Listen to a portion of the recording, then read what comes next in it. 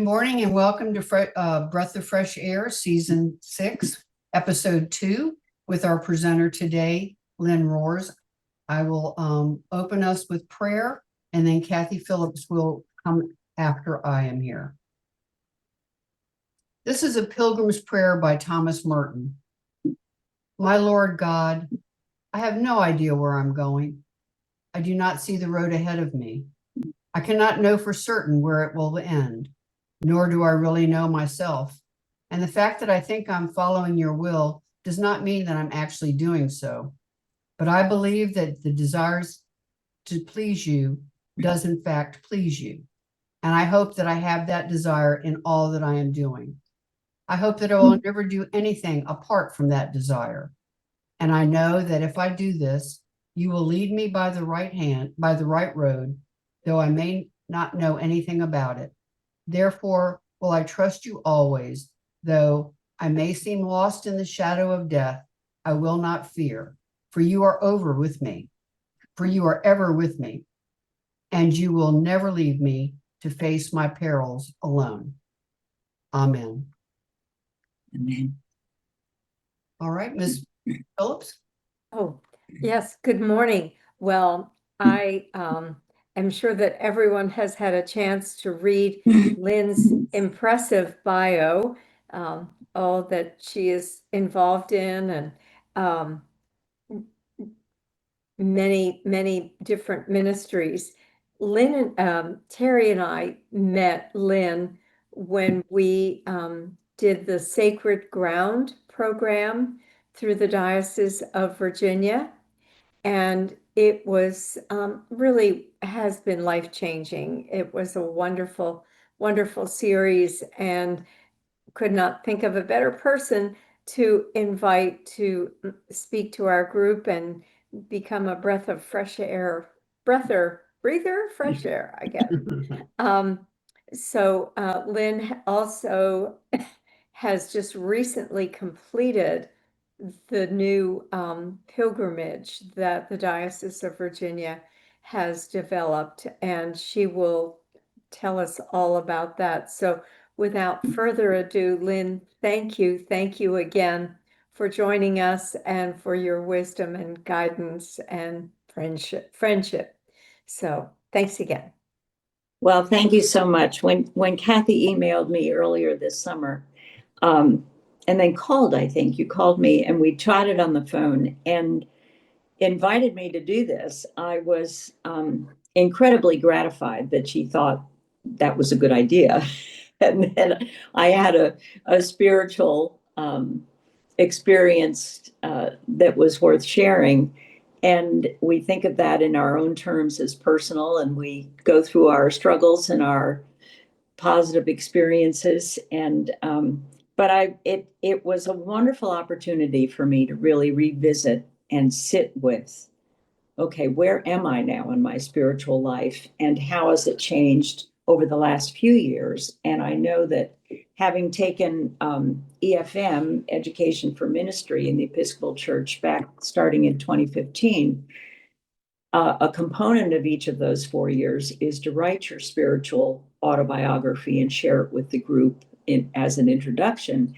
And I found those and reread them, and I thought, well, there has been changes, but then in the last 6 or 7 years, we've gone through incredible changes as a country and as individuals. And I really have taken some different turns. So my basic biography I shared with you.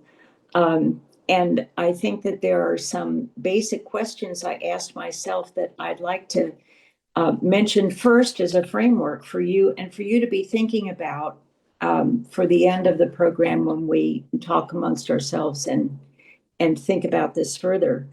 I asked myself, what are my seeds of my own spiritual growth? How did it start and how did it change over time? What were real faith turning points in my life? And you will hear that there were some significant ones that took me in different paths. And lastly, as I look over the last 3 or 4 or 5 years, how is faith an anchor for me today and how is it sometimes challenging to keep that faith in the midst of today's challenges and conflicts and issues for our country and our world and our communities. And I also recently have participated over the last couple of years in a theology before lunch book club, essentially, with a group of women from Norfolk, Virginia, from St. Andrew's Church. My son, John, is now the rector of St. Stephen's Church in Richmond, but he was at a time the rector of St. Andrew's Church for 13 years in Norfolk, and his wife, who is also a priest, was the associate rector there with him, and now is half-time priest at St. Paul's in Richmond. And so I joined this parish with him in Norfolk and watched them raise their children and just really loved being with them. And then when John and Andy moved to Richmond, well, I felt like we got a divorce from St. Andrews. I mean, they left with love and they're moving into a new place where they need to be. But I lost a parish activities and community that I was just embracing in addition to my home church of Grace in Alexandria.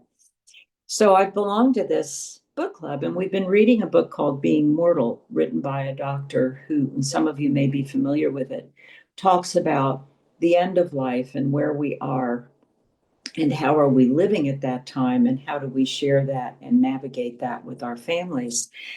And one of the questions in the book that we've talked about a lot is, what are our reasons for living?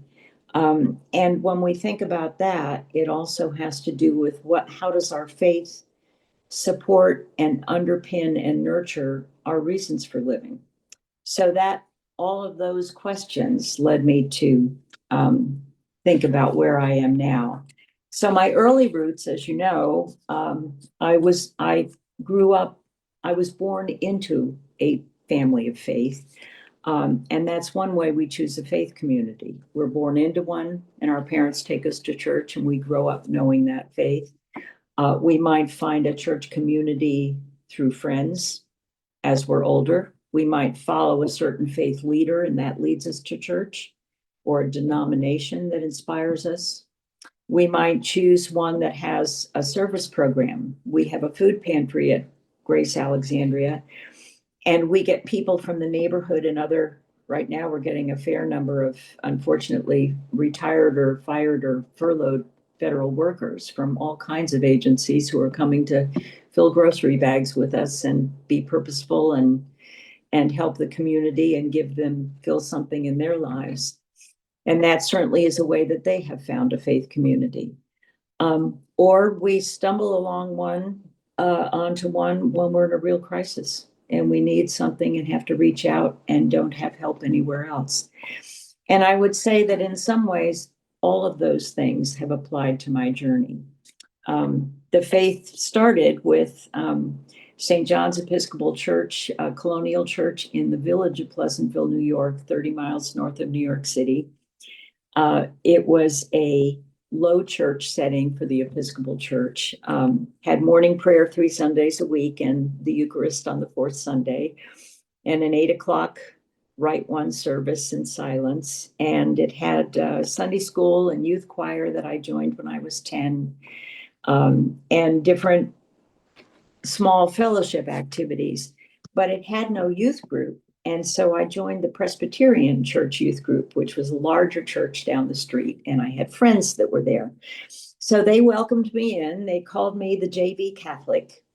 And given my Episcopal roots that they didn't quite understand, but they were willing to have me come in and join their fun. And that was the community I needed as a teenager. And those friends stayed with me in some cases through college. The village had multiple denominations, but they didn't do much interrelatedly. A big, strong Catholic presence and Methodists and Presbyterians. We did, being a small church, we collaborated quite a bit with the Lutherans, which is very common for Episcopalians and Lutherans to blend together. So that was the pattern of my early life and the rhythm that I had.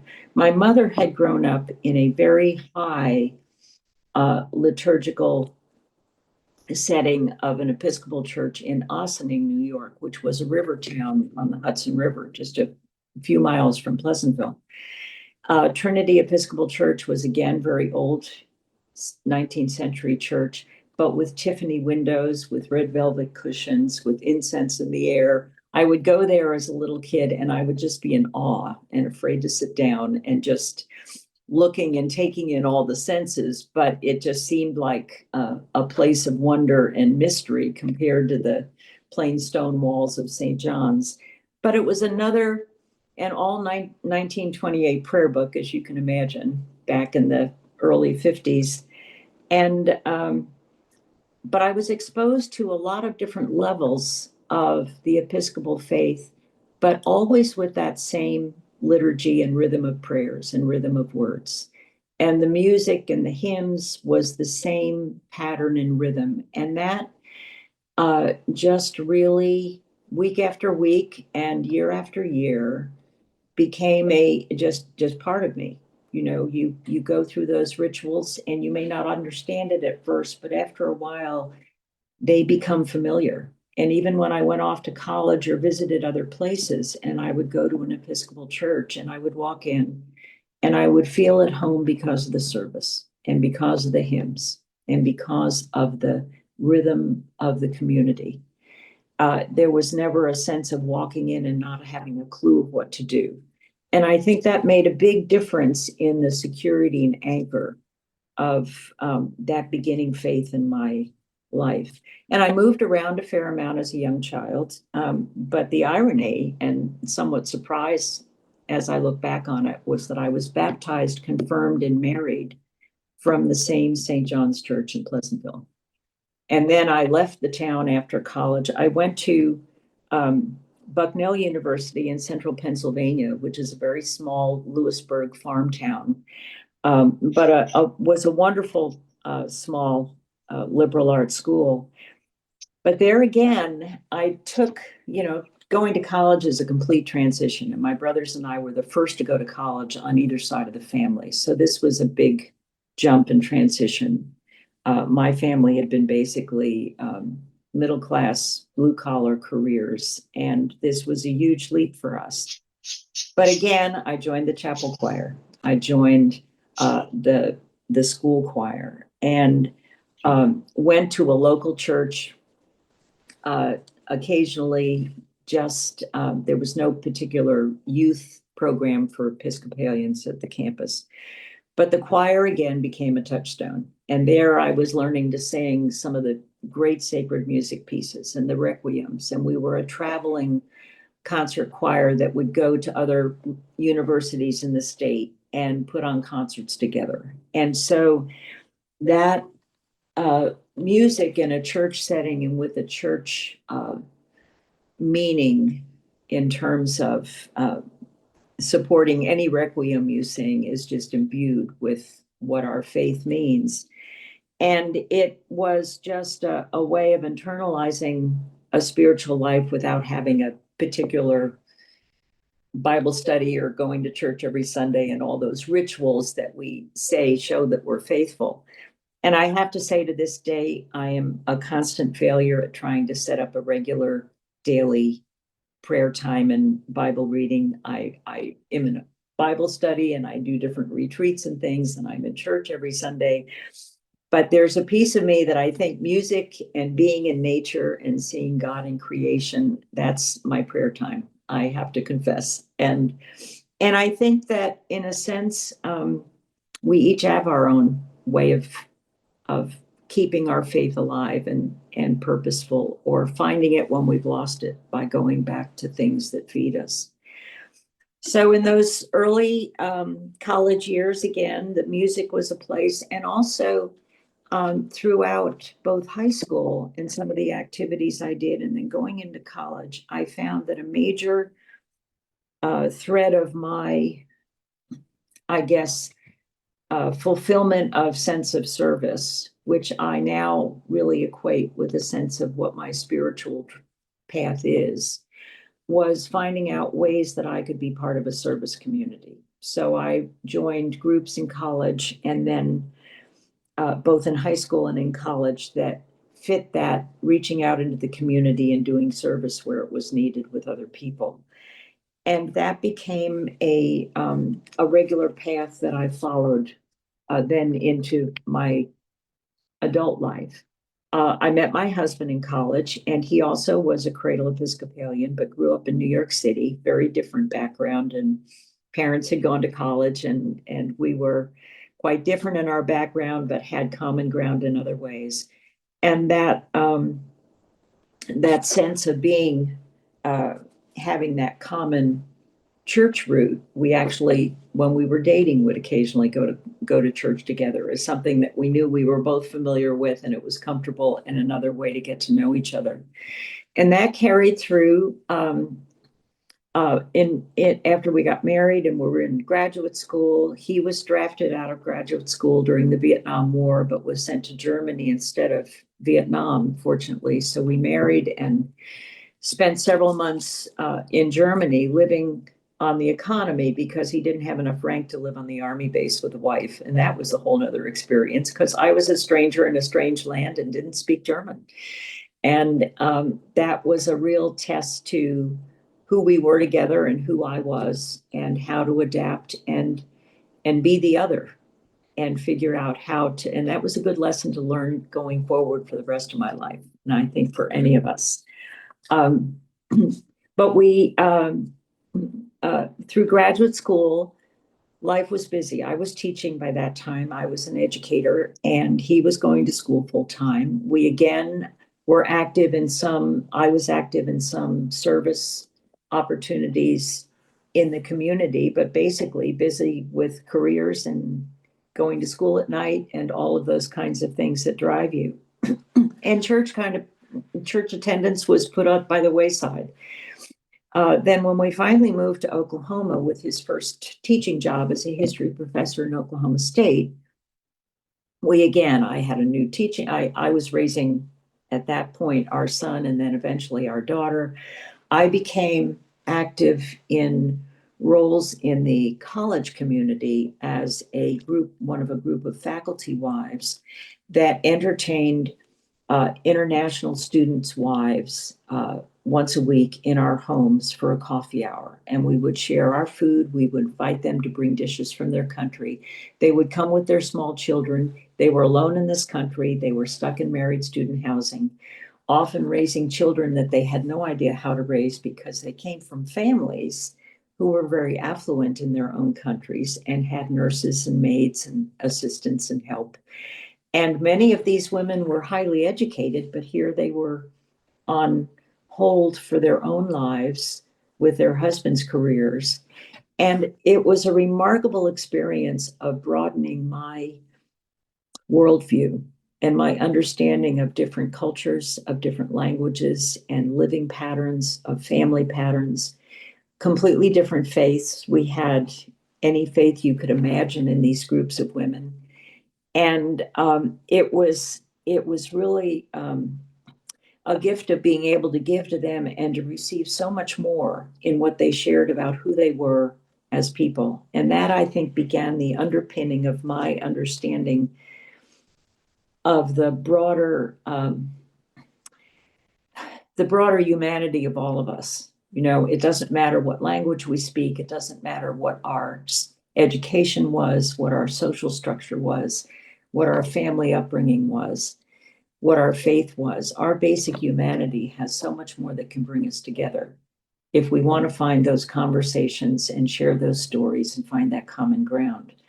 So I remember one experience that was just enlightening to me about how to see the world. And to a certain extent, I think it's what Jesus calls us to do now. If we read his Beatitudes and we read his gospel parables, and how he wants us to see the stranger and help everyone who needs help, no matter what, that we are all the same in his eyes. I was sitting in a room one day, and there was a woman from Iraq on one side and a woman from Iran on the other, and their countries at that time were at war. And then there was the Libyan woman who was sitting next to the woman from Syria, and their countries were in conflict. And then there was the woman from Taiwan, and there was the woman from mainland China. And, these world conflicts, and these women sitting in a circle together, and the woman from Japan. And we went around and asked what had they done in their home lives. And one was a doctor, and one was a lawyer, and one taught English in a Japanese university. And one, the list went on of these incredible, talented, wonderful women who looked at each other and say, our countries are at war, but we are not. We have common ground here, and we are sharing our time and our children. And that was a real major awakening for me of how I have to relate to other people in this world if we have the opportunities, and how to tell our stories honestly, and to listen to other people's stories with compassion and humility. And I had so much less education sitting there in my United States comfort than so many of these women who had come from other places. And it was just remarkable. And the children all managed. This was interesting. We had a room full of children, none of whom spoke the same language. And they all managed. It was sometimes we had to navigate the toy sharing, but on the whole, they had a wonderful time together, blending, and they didn't have any of the barriers that we set up in our own humanity with each other as adults. So that was remarkable. But coming back to the faith journey, our son by this time was a kindergartner, and he came home one day, and we had not joined the one Episcopal church in our town, which was the only one in 20 miles. And he came home one day, and at dinner time, he was telling us all about Jesus and what his little friend had said, who went to the local Southern Baptist church, and all of the things that he was supposed to believe. And I just looked at my husband, he looked at me across the table, and we said, we either can let this child raise our child in a faith of a different church, or we can join the Episcopal Church and get our kids baptized and go back to our faith and try those roots again, which is what we did. The 6 months later, on Easter even, both of our 6-year-old and 18-month-old were baptized together. And 6 months later, they made Rick junior warden. So that just goes to show what you should be aware of when you put yourself out there. But that became a wonderful anchor again. I joined the choir. We got back to those rhythms of faith in the pew, and our kids had that anchor. Our son loved sitting in the pew and going to the services, but did not want to participate in any other way. Our daughter, on the other hand, became an acolyte when they finally allowed girls to serve, and joined the local youth group, and then ended up in high school and then on into college, becoming a youth leader for the Episcopal Church across the state of Oklahoma with her friends, and ended up as a counselor in the summer camp for Episcopal youth, and being asked to go on a mission trip to Uganda when she was in high school after her junior year, to pair with kids across the United States and teenagers from Uganda to put solar paneling in churches and orphanages around the country. And it was a 2-week journey for her that became life-changing. It just broadened her world in so many ways, and broadened her understanding of people and the way she lives her life today.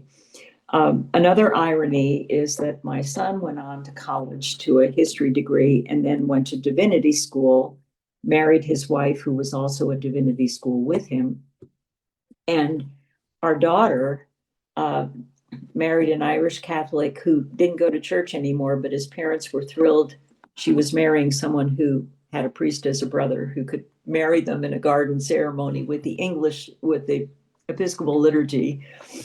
And they got their kids baptized, but was not convenient for them where they lived to join a church, and hence have not gone back to church on a regular basis. When she's visiting us, she'll go to church.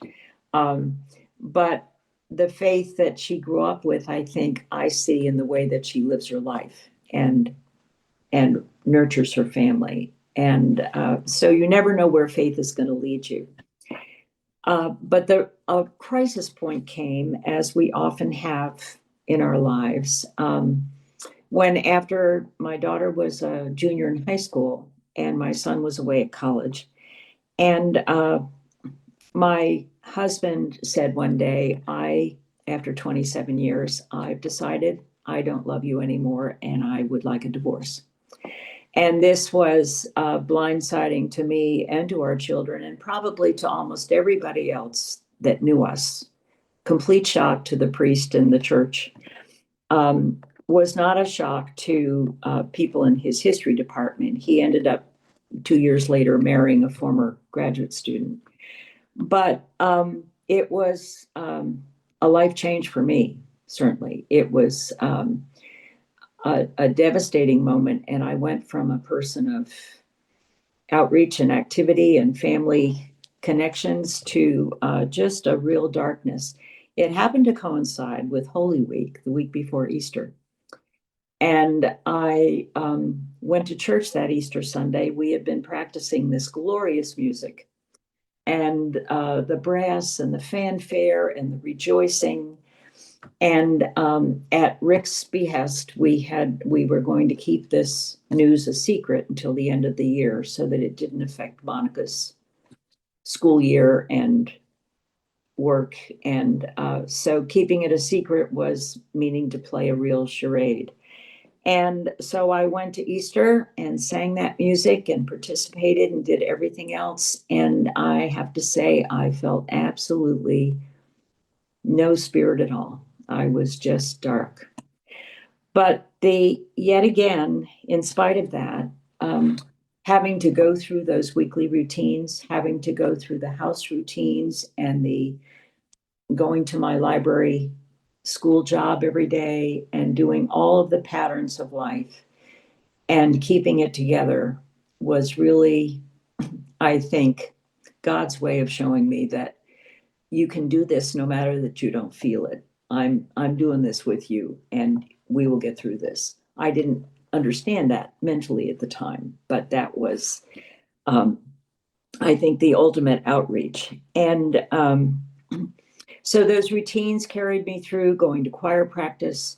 And finally, there were a couple of friends that I could confide in and say, and I told my school principal, I said, just so you know, if you see any different about me and my demeanor, this is what's going on. I think I should owe you the respect to let you know that this is happening. And he was immensely supportive. And his support made me want to do even a better job at what I needed to do at school, because that was a relief. And that was also saying to myself, I'm still worth something, because at that point, you lose half of who your identity is.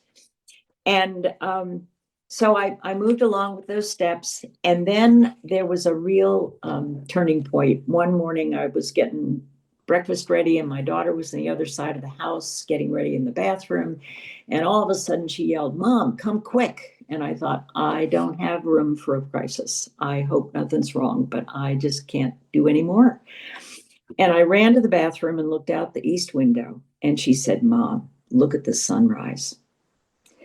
And gets me every time 27 years later. It was just a reminder, and we stood there. And if you've ever been on the prairie or in Oklahoma or Kansas, any place when you see that wide space, the sunrises and the sunsets are 360 degrees of incredible color. I mean, they are magenta and turquoise and cerise and gold all at once. And it just changes and glows. It's just like this river of light. And I just stood there we were just silent and standing there, the 16-year-old and me sharing it together. And I thought, you know what? God's in this. I'm going to be okay.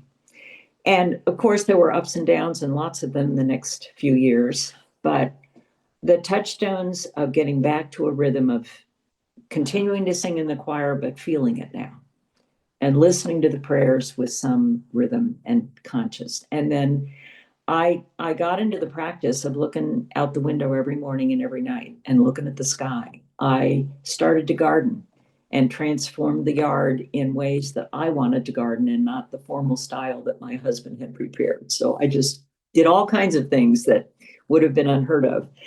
And in all of that, I found a much more of an honest self of who I was and started to rebuild a respect for myself and my own worth. And little by little, um, that grew and changed. There were still challenges.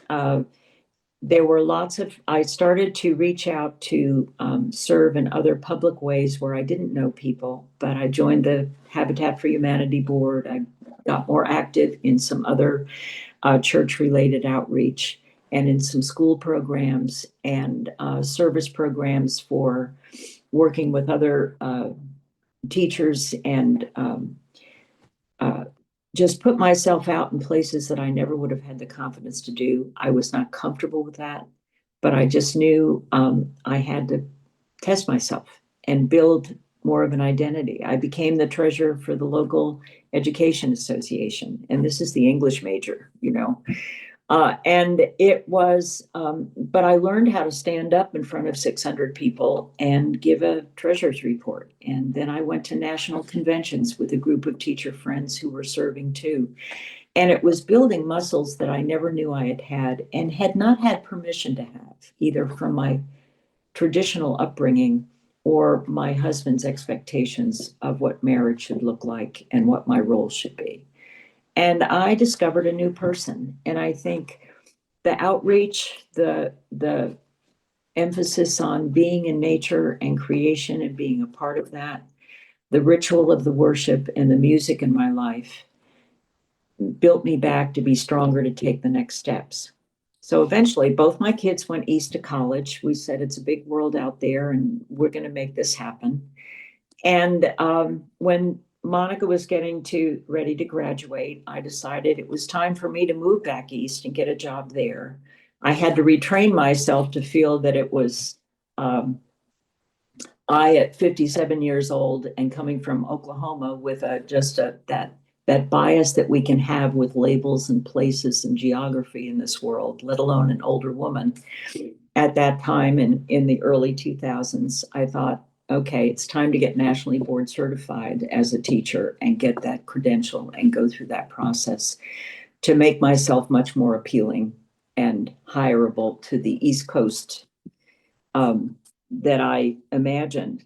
And so I did that and then went through drove myself across the country to stay with my brothers who lived in the greater Northern Virginia area at the time and go to 14 interviews in 3 different counties and without GPS because it wasn't a thing then and managed to get a new job and move east. As my kids said, Oklahoma was great to live in and grow up in.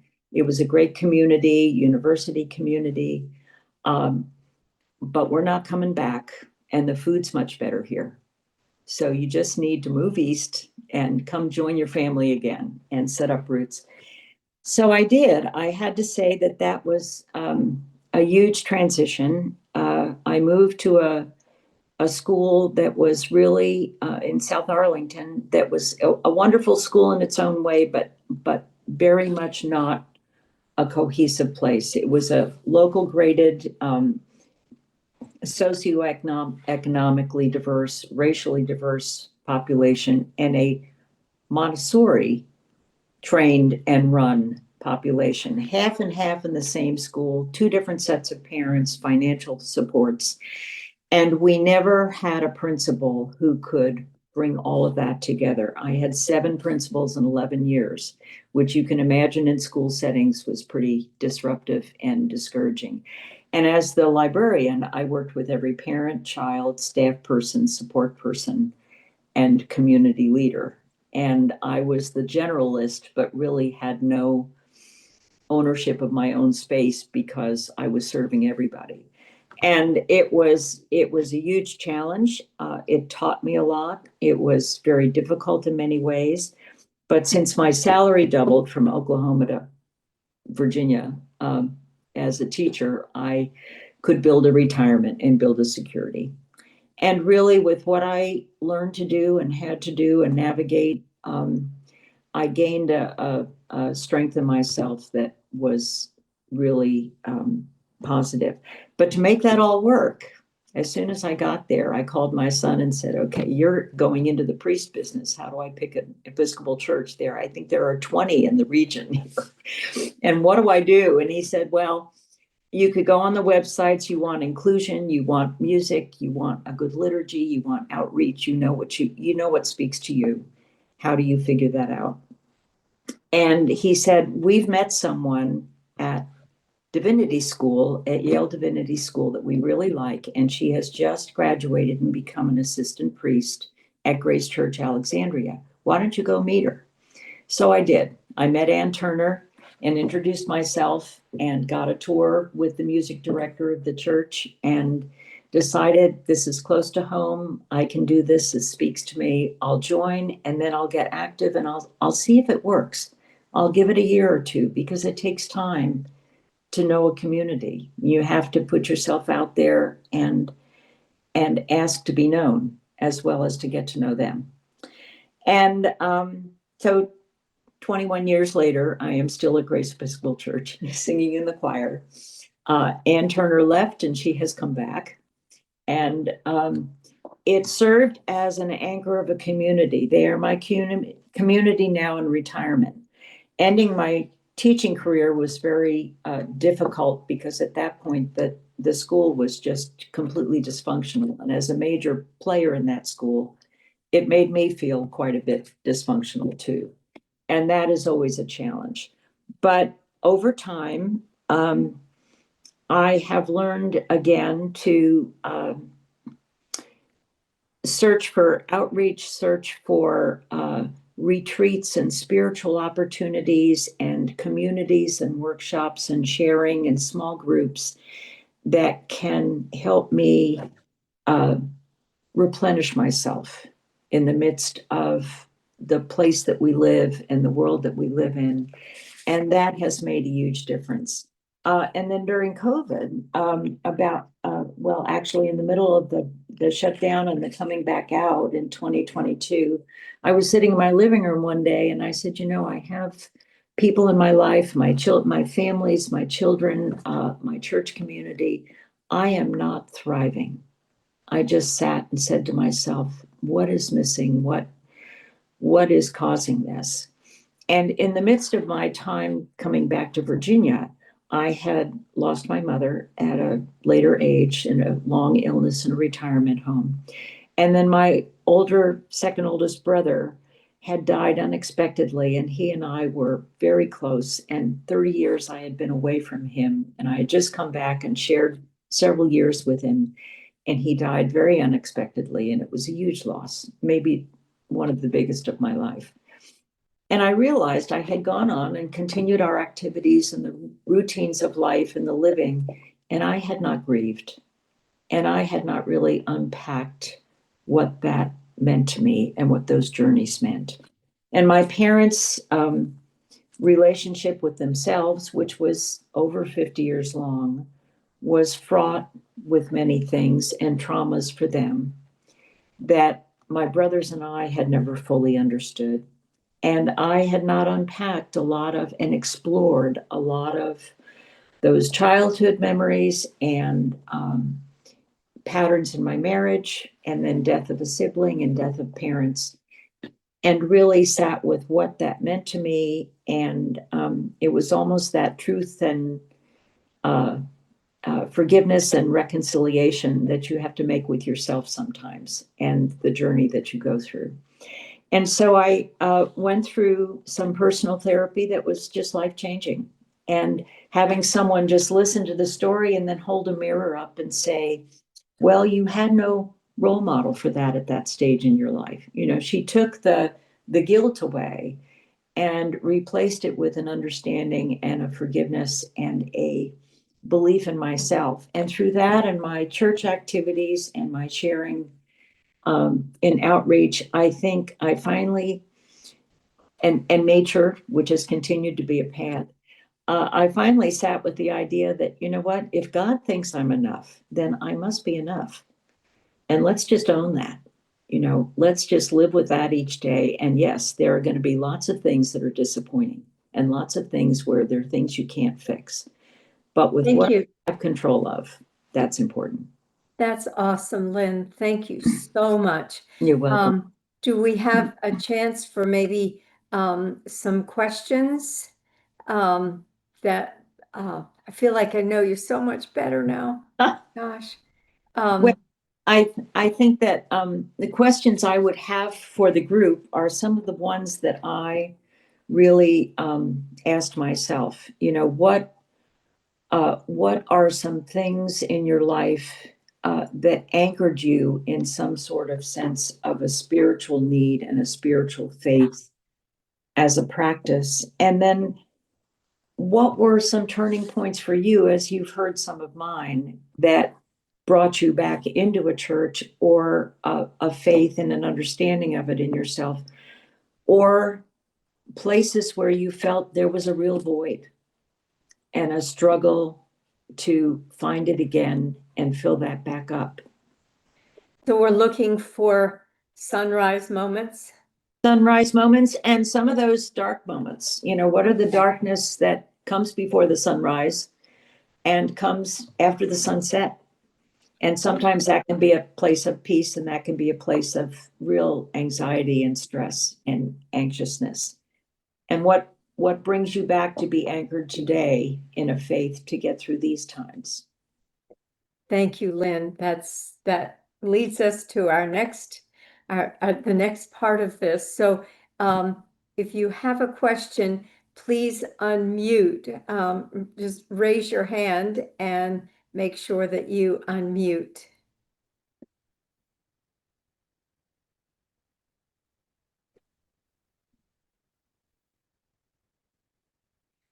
Well, can I ask my question first? Sure.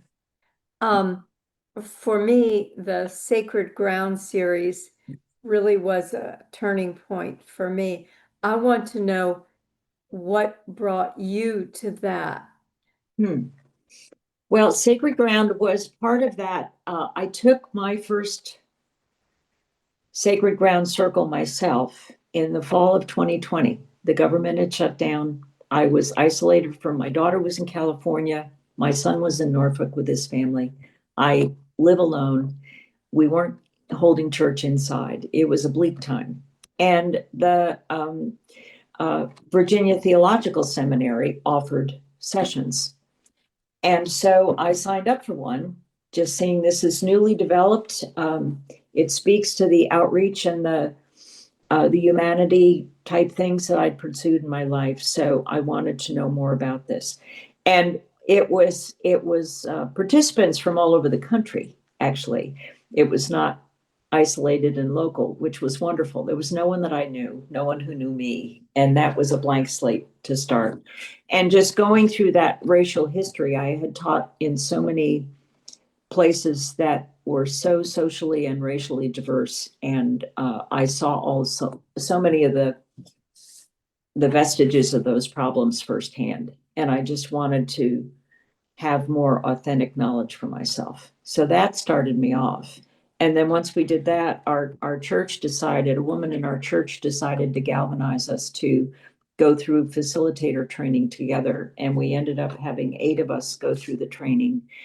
And then 2 of us who led your circle, Chrissy Crosby and I, have continued it. We all offered a circle to our parishioners and did 3 circles there. And then Chrissy and I have gone onward to do another 7. And I have to say, every time I do it, it's a brand new experience for me as a leader. And I know that those of you that have done it more than once feel the same way.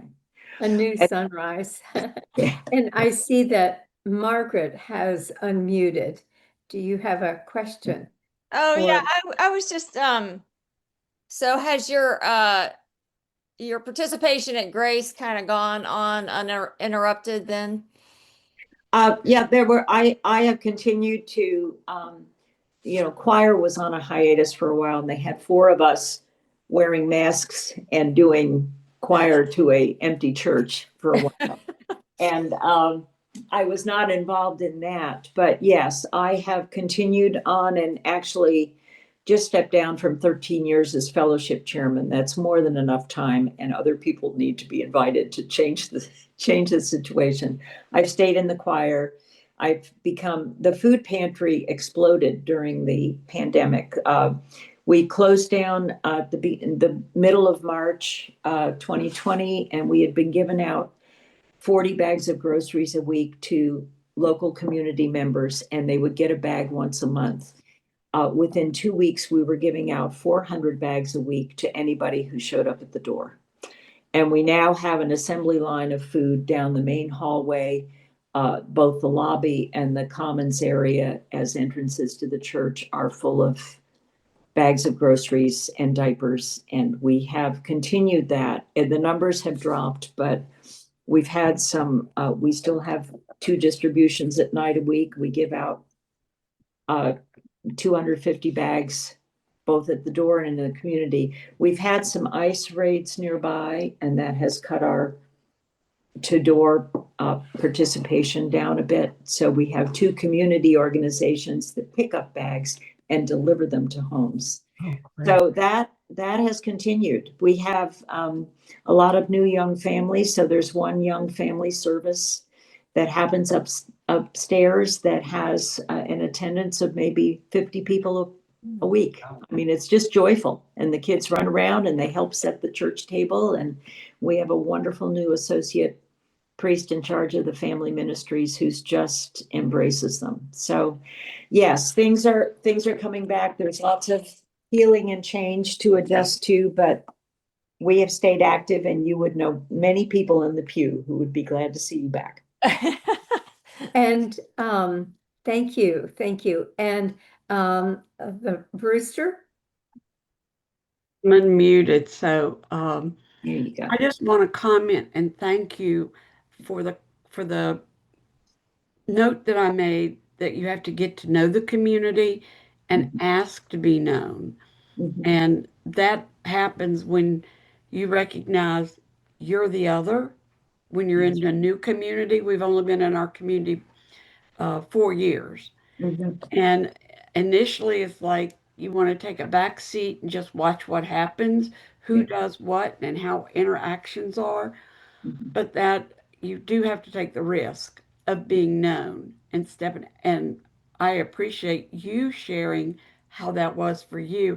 And I had not thought of it I know my husband and I have had to make a conscious commitment, Yeah. but to go Yeah. slowly and let the others get to know us. Mhm. Um, one event, one activity, one commitment at a time. So Right. thank you Right. for kind of reaffirming that.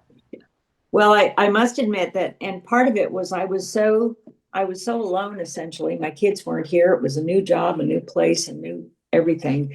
And I thought I'm really needing people in my life, and I'm Yeah. needing to feel needed. It's a two-way, as you say. So I happened to meet one couple early on, and I said I'd done some outreach work in the past, and John and Khaki Berry, Margaret would remember, were very active in the outreach program, and they wanted to actually resurrect more activity with high school youth doing mission trips. And so they said, come with us, Lynn. We always need more adults to help with the cooking and the managing and the support of these kids. Why don't you join a mission trip? So that began several years' journey with them of not knowing any of these kids or families, but joining in and being part of the mission trip, which was such a gift because I got to be close to and get to know and recognize a whole youth group with my children grown and gone and my grandchildren elsewhere, and knowing them and interacting with them. And then therefore you get to know their parents, and just things broaden completely. And it was a natural way to do that. And the other thing was joining the choir. Well, once you join a choir, any of you that have done that or done anything with groups like that, you're brought in and you are part of a team, and they become a community in themselves within the larger community. I remember going to the newcomers reception at the church, and we all had to go around and introduce ourselves. And I said, well, I'm grateful to be here, and explained how I had gotten to Grace itself. And I said, I just left a church community of 28 years that was a foundation for me and my family. And I miss them very much. They were very much my family support and spiritual support. And I said, I will know after I've been here a few years and I've been involved if this is the community for me. I mean, I was just upfront about it. I said, I know I have to get to know you and you have to get to know me. And then I'll know if I stay. But unless we get started with something and commit ourselves, we're never going to have that sense of belonging. So that was really how it started. And then once I got started volunteering for something, other people thought, oh, well, she's a candidate. Let's call her in for this or that, which can be dangerous. But I learned early on that I'm going to be uncomfortable every day and it's going to be okay. You just step up and do it. Thank you. And we have one more with Helen, please. Yeah, I'm sorry, I had a little nature call. What is the name of the book that you mentioned at the beginning? Being Mortal, Mortal, Being Mortal by Dr. Atul Gawande. It's Gawande. It was published in 2014. I just passed that on to my granddaughter. Yeah. Oh, yes. For you. Yeah. I'm ordering it also. Yeah. Thank you. Mhm. Lovely talk. Well, thank you. And that book led me to there's a quote that I actually saw in the service bulletin at my son's church a couple of weeks ago. I went to their Celtic service at 5:30, and they had a quote that I think speaks to a message for all of us. It was by Frederick Buechner, that many of you may be familiar with. It said, "The place God calls you is the place where your deep gladness and the world's deep hunger meet." Oh. And I think that speaks to where we are now. I happen to live 10 minutes from Washington, D.C., and my local news is the national news. And I routinely am embedded in events that are happening in our area now and impacting us in different ways. And I think the important thing of holding on to some gladness and some joy in our own hearts and some kindness can help us get out there and meet the deep hunger. And I think that gives me a purpose. There's so little I can control, but if I can do that, that has to be enough. Thank you very, very much, Lynn. You're welcome. And we will be sending out the prayers and the information about the book. I personally want to copy that quote also. Okay, I will. But thank you for your time, your information, your love for the world and the people in it, all of them. And we would ask you if you would give us a closing prayer. I do have one. And what I will send you a couple of reflections too that you can pass on to the group, Kathy, about this pilgrimage that I just went on. It's the first time the Diocese of Virginia has put together a racial justice and healing pilgrimage in sites in Virginia. We went to Charlottesville, Alexandria, Richmond, and Mattaponi Tribal Nation, and it was really remarkable. And the prayer I found is from a little booklet they gave us to take on our journey each day and have some service prayers and songs to sing. And it's by Alan Paton, who was a author from South Africa, wrote Cry the Beloved Country. And it's called For Courage to Do Justice. O Lord, open my eyes that I may see the needs of others. Open my ears that I may hear their cries. Open my heart so they need not be without succor. Let me not be afraid to defend the weak because the anger of the strong, nor afraid to defend the poor because of the anger of the rich.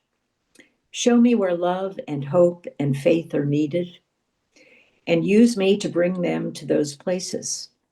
And so open my eyes and my ears that I may this coming day be able to do some good work of peace for thee. Amen. Amen. Amen. Amen. Lynn, you're Again. just such an amazing person. I'm so grateful to get to know you better today.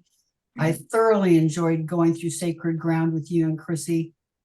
And I can't encourage everybody enough that if you get the opportunity to take Sacred Ground, it's eye-opening. I thought I was very educated. I went through Sacred Ground twice. I probably will have to go through it 4 times. It's just, our history of human beings is just amazing. Yeah. And we still keep learning the same lessons over, or not learning, Yeah. still keep getting the same lessons over and over again. And hopefully one day we'll learn it. Yeah. Um, Well, the gift of Sacred Ground, too, I think, is the communities it brings together and the people that widen our circle, as you two certainly have. And for this new circle I'm introduced to.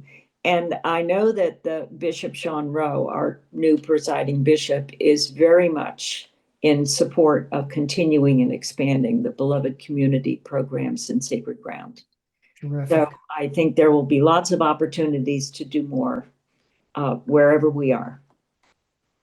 But thank you. This has just been such a gift for me to see all of you and be with you and see Margaret. Thank you. It's good to see an old friend and a former Cameron Alto with me. And I wish you all the best. Keep singing, Okay, well, spreading the good word. thank you so much. You're And welcome. Lynn, we're gonna allow others to go on with their day now that it's 11 o'clock, but we'd like to ask you to wait with us for a little bit so we can Okay. talk after Sure. the participants have left. All right. Blessings to all of you. May you have a wonderful week. Be Yes. safe if you're in the rainy zone as we Yes. and keep the faith. Yes. Peace. Take good care, everyone. Thank you. Thank you.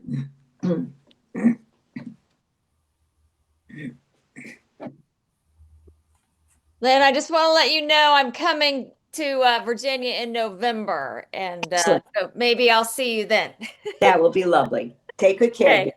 Bye. Bye-bye.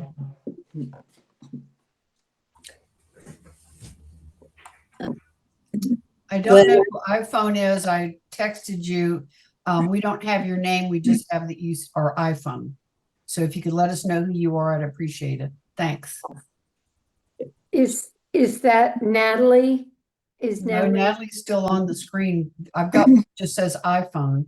Okay. I texted them and now I've spoken to them and I don't know where they are. Lynn, I'd like to tell you thank you for being here this morning with Breath of Fresh Air. It was a delight to hear your story, and I really appreciate you. The word that comes to my mind is you humanized your story. Yeah. And you know, I'm very interested in people's spiritual journeys, not because of their accomplishments or their labels or their titles, but what's in their heart. Yeah. And I feel like you brought that to the table. You brought your heart, and it makes it helps other people identify when we're vulnerable.